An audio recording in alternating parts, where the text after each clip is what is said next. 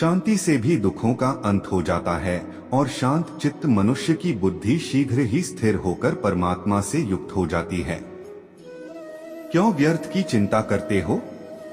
किससे व्यर्थ में डरते हो? कौन तुम्हें मार सकता है? आत्मा ना पैदा होती है न मरती है। हर काम का फल मिलता है। इस जीवन में ना कुछ खोता है ना व्यर्थ होता है। विषयों का चिंतन करने से विषयों की आसक्ति होती है, आसक्ति से इच्छा उत्पन्न होती है और इच्छा से क्रोध होता है। क्रोध से सम्मोहन और अविवेक उत्पन्न होता है। संयम का प्रयत्न करते हुए ज्ञानी मनुष्य के मन को भी चंचल इंद्रियां बलपूर्वक हर लेती हैं। जिसकी इंद्रियां वश में होती है उसकी बुद्धि स्थिर होती है। जो भी मनुष्य अपने जीवन आध्यात्मिक ज्ञान के चरणों के लिए दृढ़ संकल्प में स्थिर है वह सामान्य रूप से संकटों के आक्रमण को सहन कर सकते हैं और निश्चित रूप से खुशियां और मुक्ति पाने के पात्र हैं। जब तुम्हारी बुद्धि मोहरूपी दलदल को पार कर जाएगी उस समय तुम शास्त्र से सुने गए और सुनने योग्य वस्तुओं से भी वैराग्य प्राप्त करोगे। केवल कर्म करना ही मनुष्य के वश में है, कर्मफल नहीं। इसलिए तुम कर्मफल की आसक्ति में ना फंसो तथा कर्म का त्याग भी ना करो। तुम्हारा क्या गया जो तुम रोते हो? तुम क्या लाए थे जो तुमने खो दिया? तुमने क्या पैदा किया था जो नाश हो गया? न तुम कुछ लेकर आए, जो लिया यही से लिया, जो दिया यही पर दिया, जो लिया इसी ईश्वर से लिया, जो दिया इसी को दिया। जो मन को नियंत्रित नहीं करते उनके लिए यह शत्रु के समान कार्य करता है। खाली हाथ आए और खाली हाथ वापस चले। जो आज तुम्हारा है कल और किसी का या परसों किसी और का होगा। तुम इसे अपना समझकर मग्न हो रहे हो। सुख दुख लाभ हानि और जीत हार की चिंता ना करके मनुष्य को अपनी शक्ति के अनुसार कर्तव्य कर्म करना चाहिए। ऐसे भाव से कर्म करने पर मनुष्य को पाप नहीं लगता। जो हुआ वह अच्छा हुआ, जो हो रहा है वह अच्छा हो रहा है, जो होगा वह भी अच्छा ही होगा। तुम भूत का पश्चाताप न करो, भविष्य की चिंता न करो। वर्तमान चल रहा है।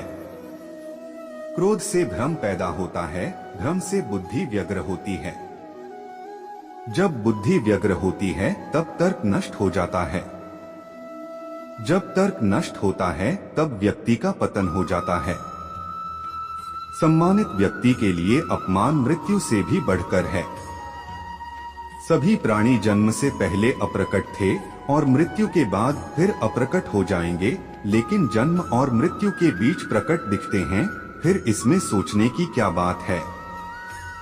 परिवर्तन संसार का नियम है। जिसे तुम मृत्यु समझते हो वही तो जीवन है। एक क्षण में तुम करोड़ों के स्वामी बन जाते हो, दूसरे चरण में तुम दरिद्र हो जाते हो। शस्त्र आत्मा को काट नहीं सकते, अग्नि इसको जला नहीं सकती, जल इसको गीला नहीं कर सकता और वायु इसे सूखा नहीं सकती। जैसे मनुष्य अपने पुराने वस्त्रों को उतारकर दूसरे नए वस्त्र धारण करता है, वैसे ही आत्मा मृत्यु के बाद अपने पुराने शरीर को त्याग करने से ही प्राप्त करती है। आत्मा ना कभी जन्म लेती है और ना मरती है। शरीर का नाश होने पर भी नष्ट नहीं होता। आत्मा अमर है। जो लोग इस आत्मा को मारने वाला या मरने वाला मानते हैं वे दोनों ही नासमझ है। आत्मा ना किसी को मारती है और ना ही किसी के द्वारा मारी जा सकती है। यह शरीर तुम्हारा है, न तुम शरीर के हो। यह अग्नि जल वायु पृथ्वी आकाश से मिलकर बना है और इसी में मिल जाएगा। परंतु आत्मा स्थिर है। फिर तुम क्या हो? तुम ज्ञानियों की तरह बातें करते हो, लेकिन जिनके लिए शोक नहीं करना चाहिए उनके लिए शोक करते हो। मृत या जीवित ज्ञानी किसी के लिए शोक नहीं करते। कर्म ही पूजा है।